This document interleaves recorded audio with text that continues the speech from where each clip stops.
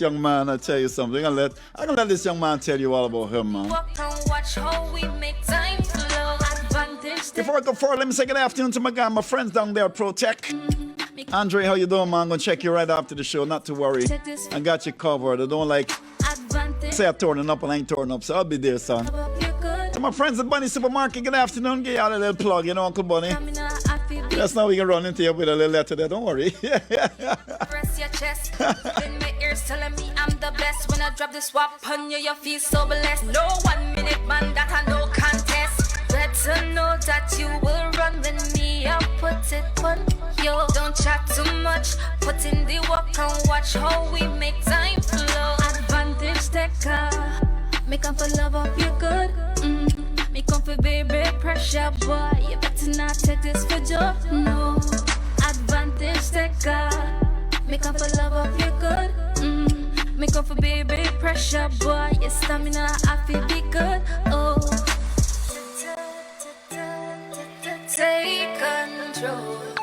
Take control. Take control.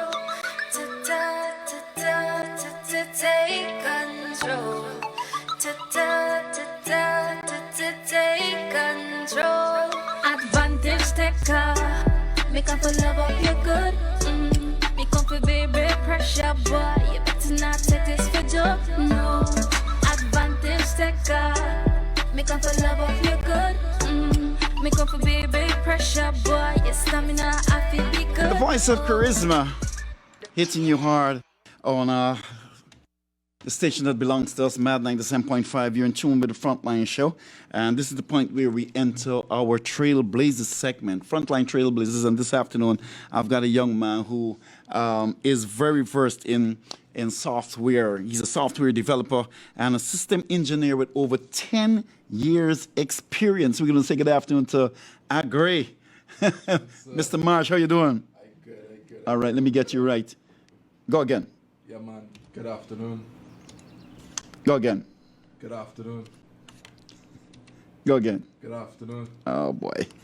All right, we got to get it right. Just give me a minute, guys. If you make the pot bubble, some read the archery and find a wonder. So couldn't buy the sawfish, but at least man have something. True me like a board out, some used to laugh off of me. Think a little bit of time on my ball calls on me. Them used to call me craft when the thing rough. So how we feel link up when the thing hard? No! Them never chat the road with you. Them see the glory, them don't know your story go. All of a sudden, everybody want roll with you. The same man did want to see you there. All right, we've got him now. So, Mr. Marsh, welcome to the front line. What's happening? Good afternoon, sir. It's good to be here, man. I was truly surprised when I got the invitation. Why were you surprised? Nah, there are other people doing a ton more than I am. Okay, but guess what? You're into an area where a lot of young people might be thinking that they would like to get into. And with 10 years experience and you being so young, I'm sure that many of them out there would like to hear from you. And this is why I call this segment the Frontline Trailblazers, because you're actually blazing the trail in your field. So tell us a little bit of what is it to be a software developer? What is it really? So I started off opening toys. Opening toys. Every toy I got from my mother, my father. That's how I had this knack of opening things, how things work. Did you have the knack of putting them together and getting spare parts? No. I putting them back together wasn't my skill. I wasn't that disciplined. But I always like to open things and be inquisitive and get down into the details of how things are built. And that started at a very young age at Golden Grove Primary School on the East Coast. That's where I'm from. Oh, you're a country boy. Country boy. Yes. Back down Blackwater. That's me. Picking stuff from people's trees, coconut included. That in 2020, that could be a dangerous thing in Ghana. Well, I ain't gonna go there. Right? So I'm a country boy at heart, but I started off like that, and then my mom and I migrated, lived in the Bahamas, started working at 17. Yeah. In the Bahamas? In the Bahamas. Started working at 17. And got exposed to like doing your regular techie stuff, fixing computers, putting them back together, installing Microsoft, that kind of thing, open source stuff. Got involved. This is the magic. Who Guyanese who actually live there. And from there, got into software development, building websites like most persons. And over the years, I've specialized into mobile apps. We have done stuff, partnered with Samsung Latin America, did some work in Trinidad on the broadcast side where we had the largest touchscreen application built in the Caribbean. Wow. I was part of that team. Nice. And then we, during that same time, we ran a project where we built a mobile application that's now in about 7 CARICOM countries for emergency management and disaster management, working with the likes of SEDIMA, the International Telecommunication Union. So yeah, that's how I got. But my first international job, I think, was 19, turning on 20, November, December, like now. Started working with a company called SAP,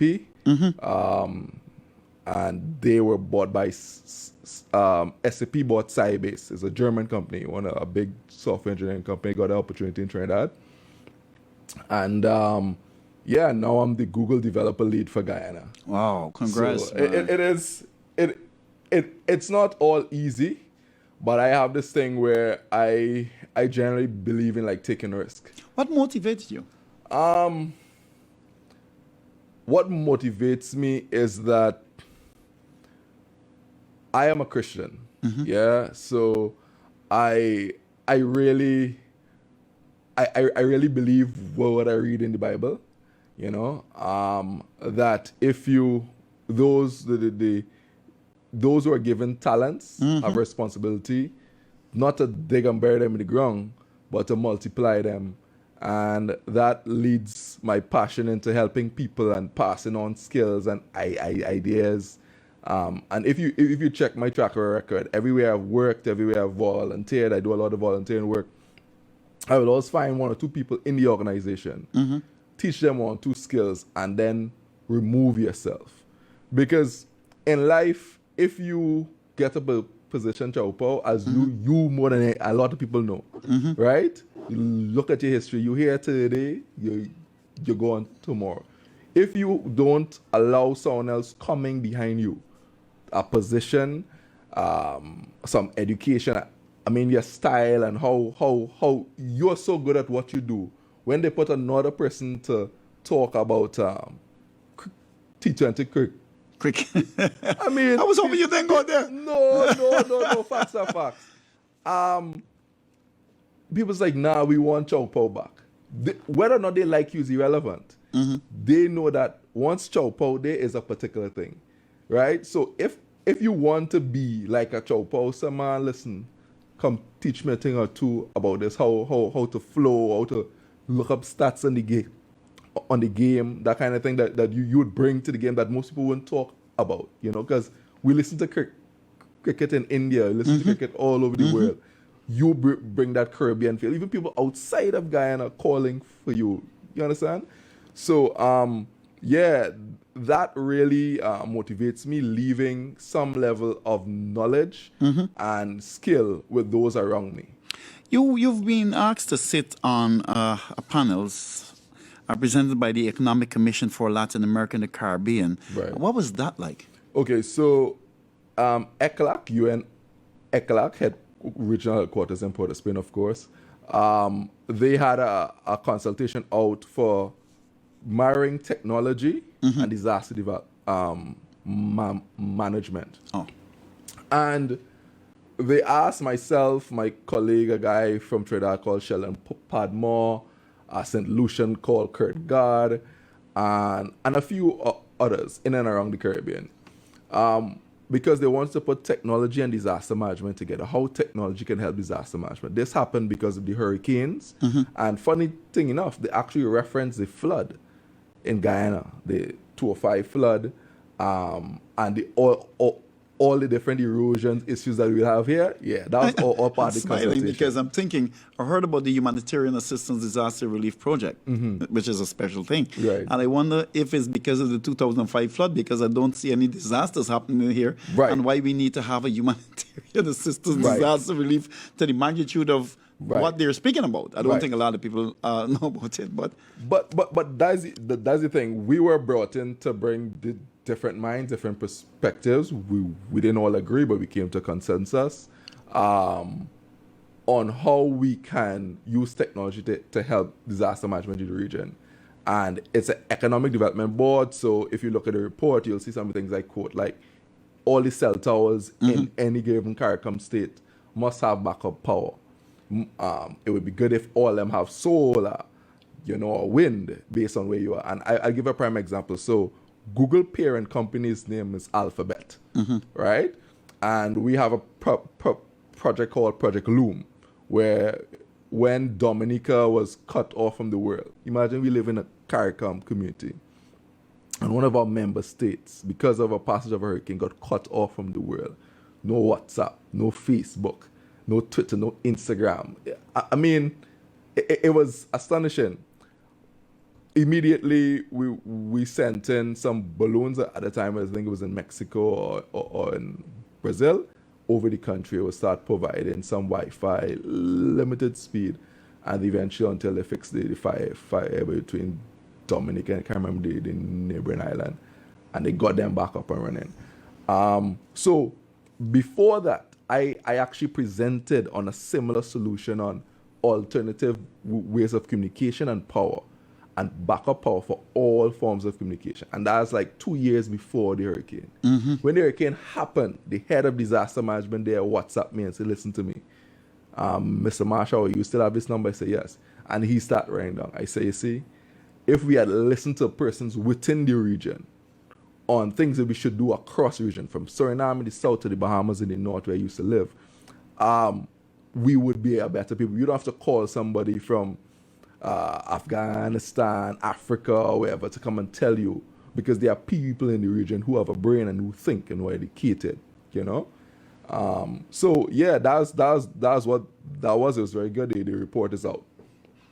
You also played a part in a matter of fact, you volunteer for the Ghana robots team. Ghana robotics. Robotics team. Miss Abrams. Miss Abrams. She's an amazing person. Yes. I have to get her in the studio one day. Yeah. She's like a sister to me. Yeah, she's not around, but I think you could hook up with her on Zoom. Yeah, or we something. can get her on Zoom. For sure. So when they started the first robot that they built, I happened to see it on. Actually, let me tell you how I get in there. My mother said, "Listen, right." So Bench Cop is. I gotta say, young Bench Cop. Yeah, young Bench Cop. Excellent young man, very smart. So yeah, and we did well there. I volunteered, helped them out, but then I had to leave the country, and I followed the games online while on campus in Trinidad. And I must say, there's a coming a time where having pride as a Guyanese is a thing. You understand? I was good to say to people from other territories, look, we're on top. We led the region. We led Latin America. We are beating countries who are 10 times bigger than us, whose investment is over $5 and $6 billion US, whose sponsorship package were much larger than what Guyana could afford at the time. We produce better than them, which cement something very fundamental as a citizen of this great republic. We are good enough and better than most. And it's only when we start to understand that, listen, nobody else in the world can tell us that but ourselves. Then we will truly exhibit it, show it, So yeah, it was a good experience. I continue to volunteer with them and help them from time to time. I'm actually working on some stuff overdue stuff for Karen right now.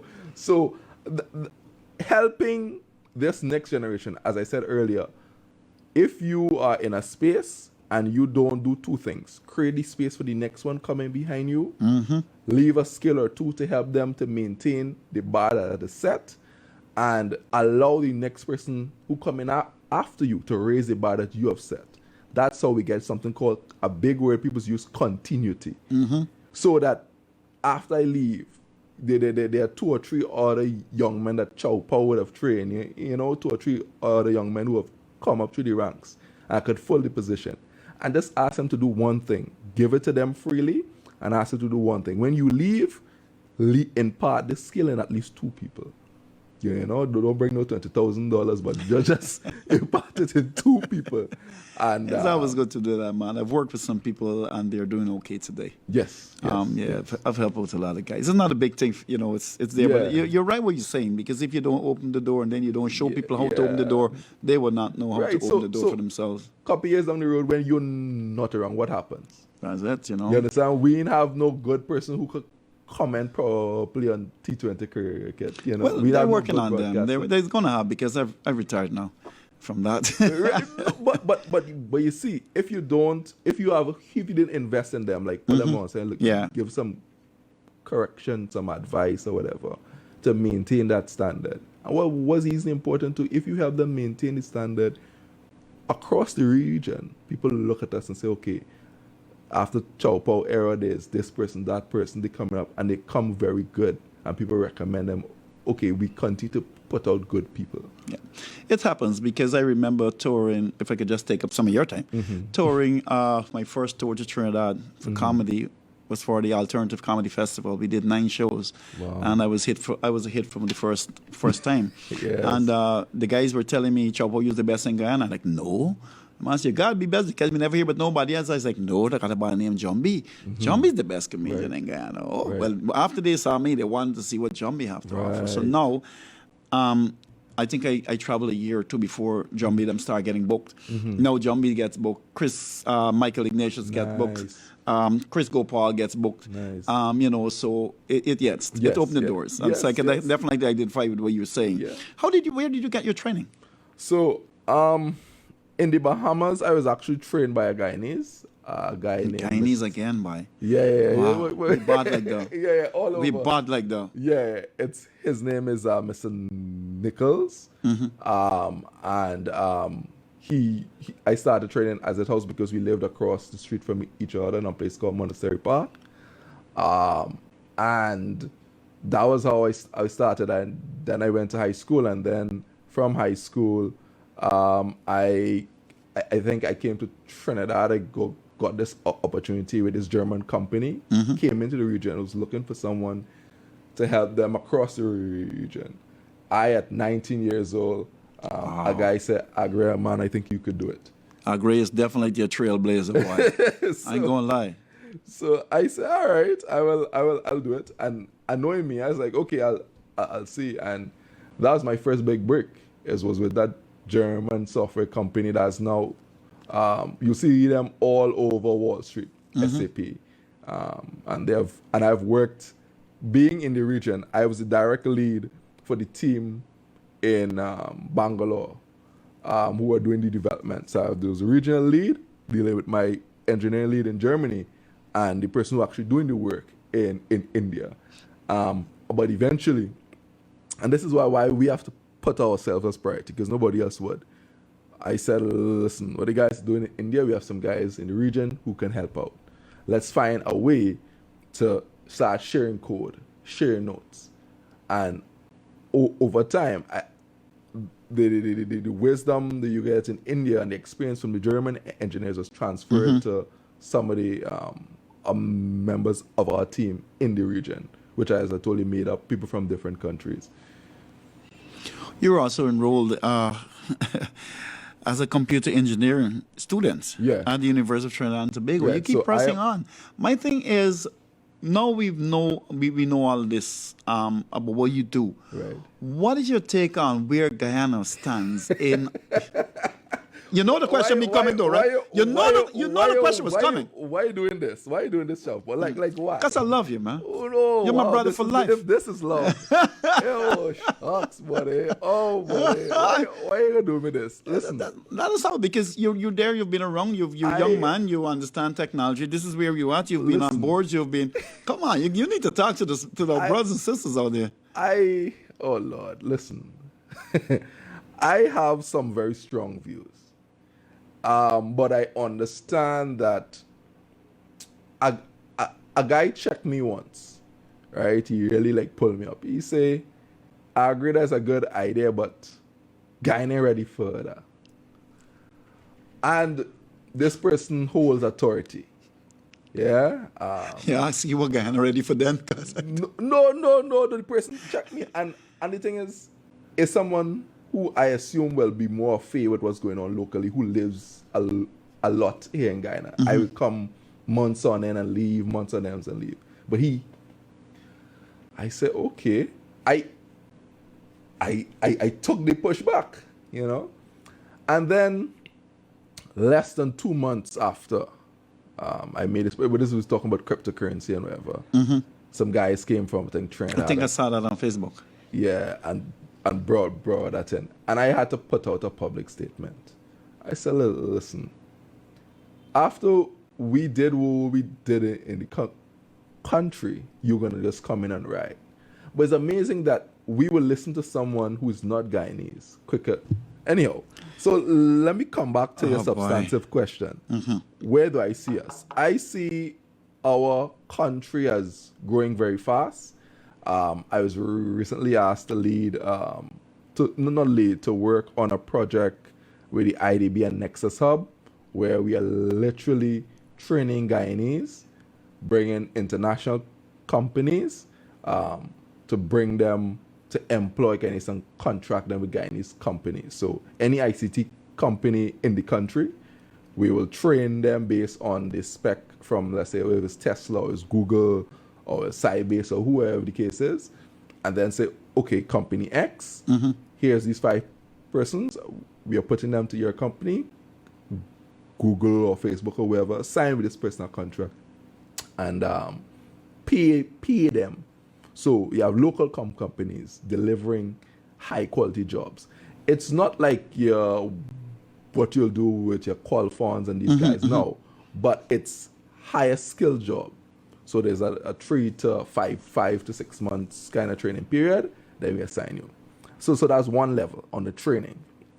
In terms of infrastructure, I think that we have a lot of ways to go. I think there should be some massive tax windows. So like I know the current government is preparing for budget for February, March. One of the things I would like to see, given that you were asking for a tax here, I can use this opportunity too. I would like to see like tax on fiber and telecommunication devices, phones, be zero rated for a period. If it's 5 years, 10 years. And I know we have the tax on computers, but entities coming into the country for those sectors, give them a tax holiday. I can give you an example. You know Sandals, right? Sandals in Barbados and these places. Sandals has a tax holiday in Barbados, Antigua, and I think Bahamas. 10 years, 20 years, no tax. Wow. You understand? So if we really want to, given that we are so far behind, but we were definitely moving at a pace from the private sector standpoint, is encourage technology companies to come here, let them come here no tax. They'll bring 2 things. They'll bring the knowledge, they'll bring equipment, because you're already taking it, because we already given Exxon and they tax to, no tax to bring this stuff.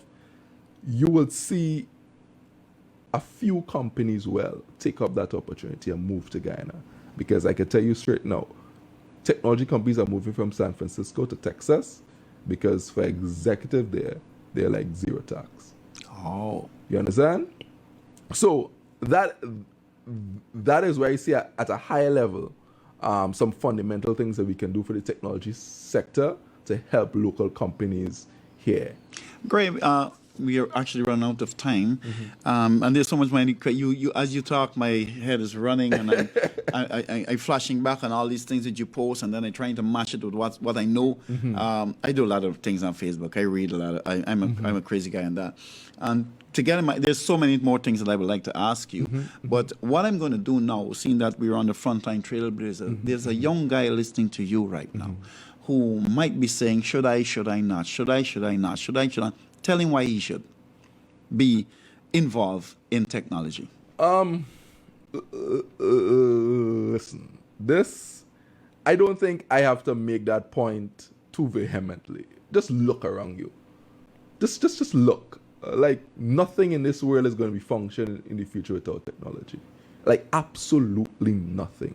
Like us at Google, for the next year, those in the company who work out of a Google office, because there's no Google office in Guyana or in even the region. The closest one I went to last October is in Sao Paulo, Brazil. So they're allowing persons to stay home. They literally tell them stay home. We're gonna send you office furniture, pay for your internet, put a room, work from there. So if you're a technology person, know that your job is secure, whether it be in a few areas. I try to run through them quickly. One, as a content creator. Two, as a prime developer, meaning you take code and you build application, will be mobile or web. Three, or you're an innovator. So you look at the Apple Watch, look at the Google Watch, and you say, okay, the data from that I can build something new for persons suffering sugar or heart problems in the region. So that's truly innovation locally. And then four, you see some technology solution that you can build, whether it be hardware or software, that you can now patent. And it is possible to have innovators coming out of the soil. I mean, some good ideas in Guyana. Guys looking to patent. So in those 3 or 4 areas, you can definitely come into the space. But most importantly, there are a lot of training now online. And because there are a lot of training now online, do some research. I mean, this Coursera thing is around. You could go to Coursera directly. And if you're concerned about the data privacy and whatever, and pay for your courses, get certificates. edX is the next one. CAD Academy for the low end English and maths. But there are a lot of training online. And it's no longer like a buzzword, but do it and get your certification there. And persons will definitely, most importantly, if you get in the technical space, have a proper LinkedIn account. Yeah, have a proper LinkedIn account, and I'll leave that as my last tip. Aggrey, I'm very happy that you came, because we talk a lot on Facebook, and of course we share a lot of things on Facebook. But I know that in this area, a lot of young people out there still are saying, should I not? Should I? What are the opportunities? Am I going to be accepted? Will I be looked upon as how I look in before I get a job, and all these things? I can say to you guys in backing up Aggrey on this, guys, just as Aggrey made himself available for when the opportunity presented itself to him years ago, and he grabbed it with both arms, you do the same thing. Get yourself in the space and keep yourself available for when an opportunity presents itself. That's all I can say today. Thanks a lot for coming through, Aggrey. This is not the first time you're going to touch down, because there's lots of more stuff, and I'd like to get Ms. Karen here as well, so we can go through some more technology stuff with people on air right here on 97.5. We call it the Frontline Show. The reason why is because we bring everything to the front line, and believe you me, ICT is on the front line. Yes. Thank you so much for coming through. Enjoy your season, all right? Yes. In y'all is make black cake in Trinidad or Guyanese kite over there? Listen, they have enough Guyanese in Trinidad where I could get multiple pieces of black cake. But while at home here, I trying to find every single friend, family, even foe. If they have black cake in the house, I passing by them. You understand? No shame in this stuff. I got no shame in my game neither. And you send the black cake and you eat it. Just take out the rum a little bit, because I can't handle too much alcohol. It's throw me down. If you don't believe me, ask Andre on the malls. 1/2 beer the other day, I don't know why. But I can't take it. Frontline Trailblazer, my brother, I love to follow this guy on Facebook. He doesn't even know, but hey, this is not his business. It's me on. I mind he on. Thanks again, coming through, Aggrey. No problem. All right. Frontline